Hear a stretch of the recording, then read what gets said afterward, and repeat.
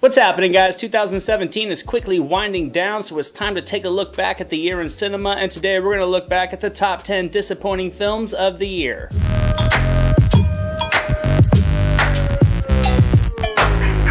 I prefer to go with a disappointing list as opposed to the traditional best-worst format, so films like The Emoji Movie, Diary of Some Wimpy Underpants, or Forgettable, or Kidnapped, they're not going to make this list. They look bad in the trailers, they got bad reviews, so no surprise there. I prefer to make my list from films that I had expectations for that in the end let me down and honestly just had me walking out of the theater scratching my head, so let's get some dishonorable mentions out of the way. We have Chips. It was just a dumpster fire of bad forced humor and it did not entertain. Instead of a serious action comedy like a Bad Boys, it went with elementary humor and a lazy plotline. Next up is Sleepless, and despite having Jamie Foxx in the lead, this was nothing more than an uninspired action movie with a weak plot, a cartoonish villain, a lack of memorable action scenes, or likable characters.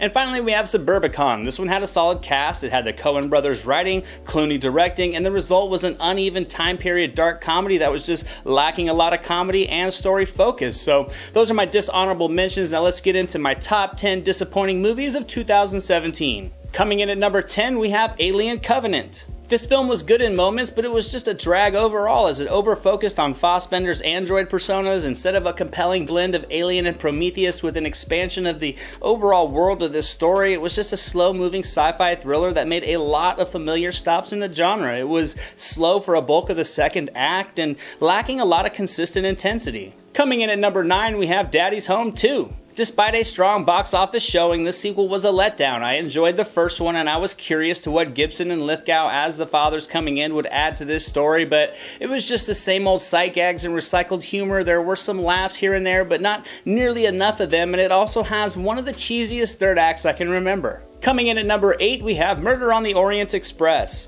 This one had loads of potential. Kenneth Branagh was directing and acting, the cast was loaded with quality names, and there was some rich source material to work from, but the result was just a beautifully crafted film that was slow-paced and over-melodramatic. It didn't utilize the cast, and the third act required too much suspension of disbelief to deliver any dramatic impact for me. Coming in at number 7, Kingsman 2: The Golden Circle. Another sequel that came off of a surprisingly entertaining first film. This one went through all the routes you don't really want to go through with the sequel. It was just a disappointment filled with overly campy action and forced humor that made the wild first film look grounded. I thought the Statesmen were kind of wasted and Julianne Moore was an unintimidating cartoon villain. There were some decent action sequences, but too much forced humor in between, losing all of the charm that the first film created. Coming in at number 6, Rough Night. Sure, the premise had been done before and very bad things, however, I am always intrigued by an ensemble cast in a comedy, but this film just failed to hit the mark on many levels. There were routine chuckles, but not nearly enough laughs. The direction of the comedy was overly singular, the humor quickly felt repetitious and stale, the story lacked a lot of creativity with nothing more than just a patchwork of scenarios we have already seen in movies before.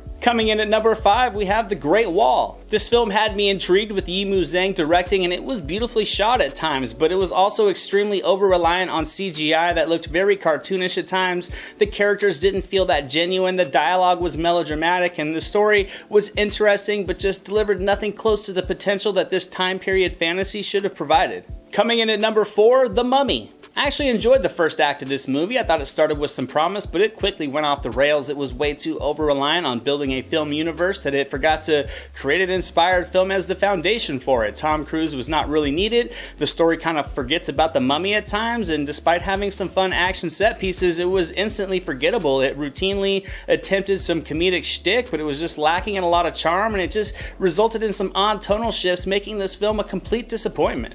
Coming in at number 3, we have The Dark Tower. Despite having a dense supply of source material that spans several books, this was in the end nothing more than a turn-your-brain-off summer action fantasy romp. The story lacked a lot of cohesion, it was all over the place, and despite the acting talents of McConaughey, he just kind of felt out of place as the villain. Idris Elba did his best, but there was no hope in him being able to carry this dumbed-down film adaptation. Coming in at number 2, we have XXX 3: The Return of Xander Cage. Now, I love a good action movie, and this was not even close to being one of them, with Vin Diesel returning to the franchise and a solid cast of action names like Donnie Yen and Tony Jaa. This was just a joke of a film that was so self-aware it was laughable. Diesel sleepwalks through this film with no charm. He just feels like the college guy at the high school party, and with such a lack of practical stunt work, the couple of good action scenes that this film has are not worth the mindless story that they're placed in. And with all that said, we have come down to my number one most disappointing movie of 2017, and that unfortunately has to be The Snowman. This was a movie I had a lot of expectations for. I love a moody psychological thriller with an interesting plot, and this definitely had that. And